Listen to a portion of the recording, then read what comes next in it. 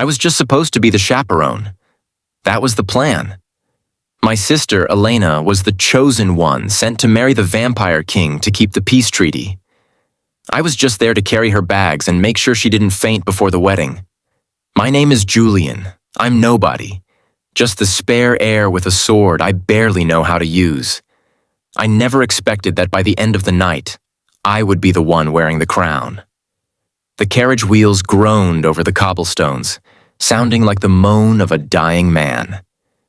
Outside the frosted windows, the Crimson Citadel loomed against the night sky, a monstrosity of black stone and spires that pierced the moon. My sister, Elena, let out another sob. She was huddled in the corner of the carriage, burying her face in her lace handkerchief. "I can't do it, Julian," she wept. "They say he drinks a bride every night. They say he's a monster with eyes like blood." I sighed, adjusting the leather strap of my sword belt. "Those are just village legends, Elle. He signed a treaty. He needs a political alliance, not a meal." "I'm going to die," she wailed. I moved to sit next to her, wrapping an arm around her trembling shoulders. I was Julian, the second-born. My job had always been to stand in the shadows while Elena shone. But tonight, my job was to walk her to the slaughter. "I won't let him hurt you," I promised, my voice steady even though my own heart was hammering against my ribs. "I will stand between you and him until the contract is signed. If he tries anything, I'll draw steel." The carriage lurched to a halt. We had arrived. The air outside was freezing. It didn't smell like snow. It smelled of iron, old roses, and damp earth. I stepped out first, my boots crunching on the gravel. I offered a hand to Elena, who looked pale as a ghost in her wedding finery. We stood before the massive iron gates. There were no guards, just silence and the swirling mist. "Open!" I shouted, trying to sound brave. "We are here for the wedding pact." The gates didn't creak. They swung open silently, as if pulled by invisible hands. And then, he stepped out. Lord Valerian, the vampire king of the north. The legends didn't do him justice. He wasn't just a monster, he was breathtaking. He stood over 6 feet tall, with skin as pale as marble and waist-length hair the color of liquid silver. He wore robes of flowing white silk that seemed to glow in the moonlight, making him look not like a demon, but like a fallen angel. But his eyes were crimson rubies, glowing with an ancient predatory light. Elena shrieked and hid behind me. I stepped forward, drawing my sword. The sound of steel ringing filled the quiet courtyard. My hand shook, but I pointed the blade at his chest. "Stay back," I shouted. "My sister is the bride. You will treat her with respect, or you will answer to me." Valerian stopped. He didn't look at my sword. He didn't even glance at the sobbing girl in the white dress. He looked straight at me. Time seemed to freeze. I felt a strange pressure in my chest, like a hook pulling me toward him. Valerian's pupils dilated, swallowing the red iris until his eyes were almost black. He took a deep breath, inhaling the air around me. "Bride," Valerian whispered. His voice was soft, like velvet wrapped around a razor blade. "I don't want the girl." He moved. It was faster than human eyes could track. 1 second he was 10 feet away, the next he was right in front of me. He didn't strike me. He simply flicked his finger against my sword blade. The steel shattered. My weapon fell to the ground in pieces. Before I could react, a cold, hard hand wrapped around my waist. Valerian pulled me flush against his chest. His white robes felt like cold water against my skin. "Julian!" Elena screamed. I couldn't move. I was paralyzed by the cold radiating off him, and by the intense, overwhelming scent of him, like winter rain and musk. "You," Valerian breathed, staring down at my face with an expression of absolute awe. He reached up, his long, cool fingers tracing the line of my jaw. I shivered violently. You smell like starlight. You make my dead heart beat. How is this possible? Let me go, I stammered, pushing uselessly against his chest. I am just the escort. I am the brother. You are not an escort, Valerian growled, his grip tightening possessively. You are my fated mate. I have waited 500 years for you to walk through my gates. He looked over my shoulder at my terrified sister. Go, Valerian commanded. Take the carriage. Take a chest of gold from the vault. Tell your father the treaty is sealed. Aelena blinked, confused. But the marriage is happening, Valerian said, his eyes snapping back to me. A wicked, beautiful smile spread across his face. But the groom has changed. Wait, what? I yelped. I didn't agree to this. You walked into my domain, Julian, Valerian purred. He bent down, sweeping me up into his arms bridal style as if I weighed nothing. That was consent enough for fate. He turned his back on my sister and carried me toward the dark, gaping maw of the castle doors. Welcome home, my love, he whispered against my ear. I hope you are hungry, because I certainly am. The heavy thud of the doors echoed like a thunderclap behind us, sealing out the world, my sister, and my old life. The silence that followed was heavy, broken only by the sound of Valerian's breathing and the frantic rhythm of my own heart. He didn't put me down. He carried me through a labyrinth of black marble corridors lit by floating, smokeless candles. Where are you taking me? I whispered, my voice trembling. To the royal chambers, Valerian replied smoothly. You are shaking, my mate. The journey was cold. I'm shaking because a vampire king just kidnapped me, I snapped, though the heat radiating from his chest was surprisingly comforting against the chill of the castle. Valerian chuckled, a low, vibrating sound that I felt in my bones.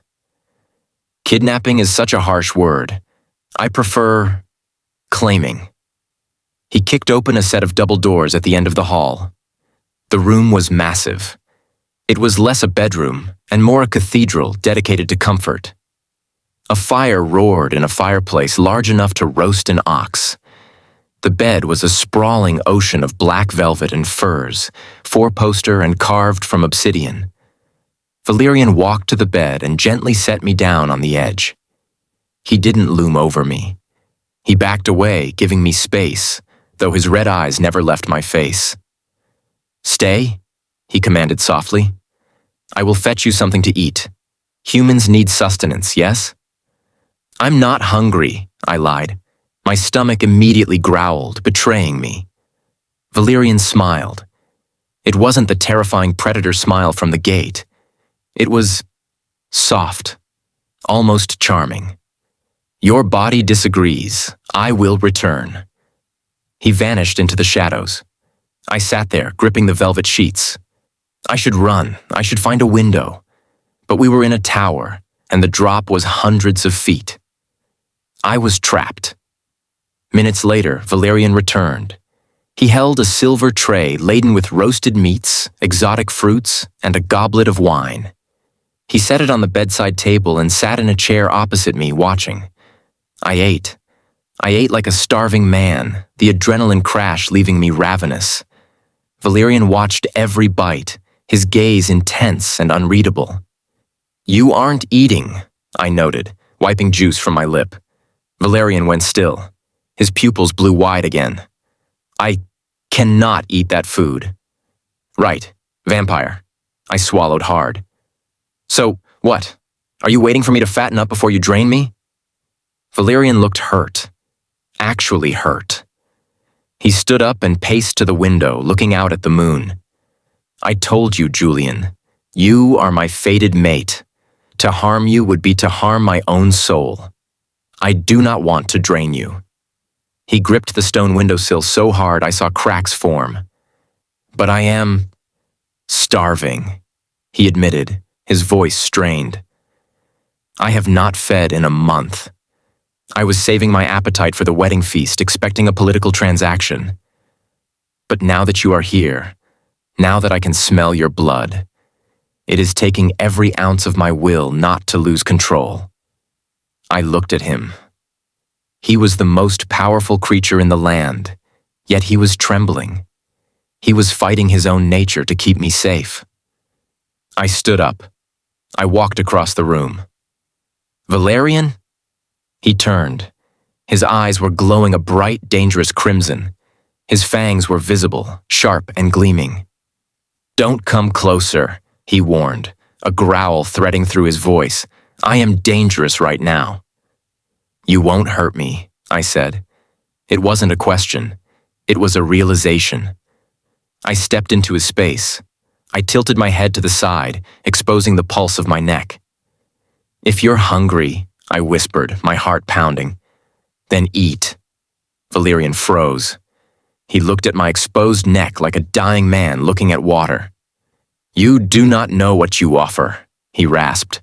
"The bite of a fated mate is not just feeding. It binds us. If I take your blood and you take mine, our lifespans merge.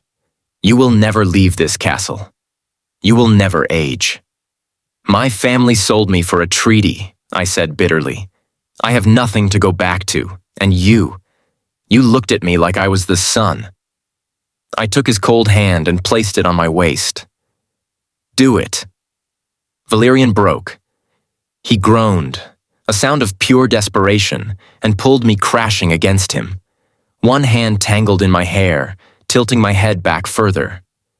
"Mine," he growled. "Forever." He sank his fangs into my neck. I gasped, bracing for pain. There was a sharp pinch, but it was instantly replaced by a rush of euphoria. It felt like liquid gold was being poured into my veins. My knees buckled, but Valerian held me up, drinking deeply, rhythmically. I felt his power flowing into me. I saw flashes of his memories, centuries of loneliness, the cold silence of the castle, and the explosion of joy when he saw me at the gates.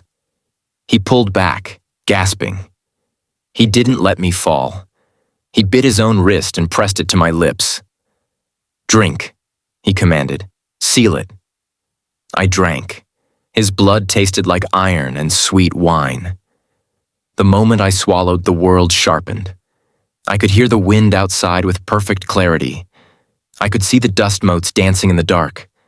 I felt the bond snap into place between us, a golden tether connecting my heart to his. Valerian licked the wound on my neck, sealing it instantly with his saliva. He lifted me up, carrying me back to the bed. This time, he didn't leave. He lay down beside me, pulling me into his arms. He felt solid and permanent. "You are the king consort now," he whispered into my hair. "My blood runs in you. Anyone who defies you, defies me." I fell asleep to the sound of his unbeating heart, feeling safer with the monster than I ever felt with my own family. The next morning, I woke up alone. But on the chair where Valerian had sat lay a suit of clothes, midnight blue velvet with silver embroidery, far finer than anything I had ever owned. I dressed and walked out of the room. The castle servants, silent, pale figures, bowed low as I passed. I could feel Valerian's presence in the back of my mind, a tugging sensation leading me to the great hall. I entered the hall. It was filled with vampires, nobles by the look of them. They were pale, beautiful, and terrifying. Valerian sat on the obsidian throne at the far end. He looked bored as a courtier droned on about taxes. When I walked in, silence fell. Every head turned. I felt a wave of hostility. They smelled the human on me. "Julian," Valerian said, standing up. His face lit up. "Come." I started to walk toward him. A tall vampire with long black hair stepped in my path. He sneered, looking me up and down. It was Duke Silas, Valerian's cousin. "So this is the creature that delayed the council," Silas spat. "A human? Really, Valerian? I thought you had higher standards than keeping a warm-blooded pet." Gasps echoed through the hall. I froze. "Excuse me?" You heard me, livestock, Silas hissed, leaning down. You smell like prey. You do not belong in the throne room. You belong in the kennels. He reached out to grab my arm. Boom! A shockwave of power blasted through the room, shattering the windows. I blinked. Silas was gone from in front of me. I looked toward the throne. Valerian was gone too. I looked at the far wall. Valerian had Silas pinned 10 feet up the stone wall. His hand was wrapped around the Duke's throat. Valerian's skin was glowing with white-hot rage. His silver hair floated around him as if he were underwater. Pet? Valerian's voice was a low, distorted roar that shook the foundation of the castle. My king? Silas choked, clawing at the hand crushing his windpipe. You dare? Valerian shouted. You dare touch him? You dare speak to him without bowing? Valerian threw Silas to the floor. The Duke crashed down, coughing, bones breaking. Valerian stood over him, eyes pitch black. This boy is not a pet, Valerian announced to the terrified court. He carries my blood. He bears my mark. He is your queen. And the next person who disrespects him will be mounted on a pike outside the gates to greet the sunrise. Valerian turned to me. The monster vanished. He walked over, stepping over the groaning Duke, and took my hand gently. Are you harmed? He asked, checking my arm where Silas had almost touched me. I'm fine, I whispered, wide-eyed. Good. Valerian turned back to the court. Bow.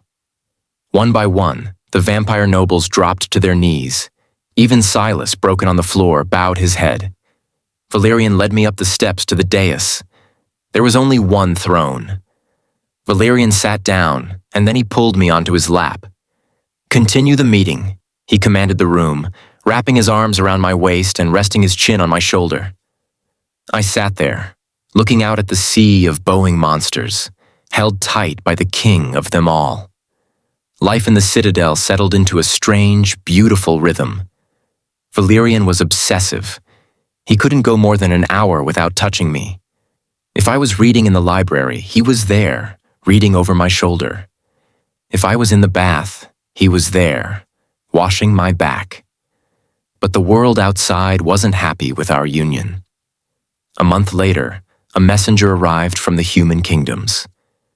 It was my father. He stood in the courtyard, surrounded by an army of monster hunters. Give me back my son, my father shouted at the battlements. You have bewitched him, monster. I have come to save him. I stood on the balcony looking down. Valerian stood beside me, his hand on the hilt of his sword. He thinks I am a prisoner, I said softly. He thinks you are property, Valerian corrected darkly. He sold you to me when he thought I wanted your sister. Now he hears rumors that I cherish you, that I have made you powerful, and suddenly he wants you back. He wants to use you against me. Valerian looked at me. I can wipe his army off the map with a single word, Julian. But he is your father. What is your will? I looked down at the man who had ignored me my whole life. The man who pushed me into a carriage to die so his favorite daughter could be safe. I leaned over the balcony railing. Father, I shouted. My father looked up. Julian, run, we will cover you. I am not running, I called back. My voice was different now, stronger, amplified by the vampire blood in my veins. And I was not bewitched. I stayed because he treats me like a king, while you treated me like a spare part. You are confused, my father yelled. He is a demon. He is my husband, I roared. I turned to Valerian. Make them leave, but don't kill them. They aren't worth the stain on your sword. Valerian smirked. As my queen commands. He raised his hand. The sky darkened. A swarm of bats, millions of them, descended from the towers. They didn't attack. They swarmed, screeching, creating a wall of chaos. The horses panicked. The hunters broke rank and fled. My father took one last look at me, then turned his horse and ran. I watched them go. I felt light, free. Valerian wrapped his cloak around me from behind. "Are you sad?" "No," I said, leaning back into his warmth. "I'm home." Valerian turned me around and kissed me.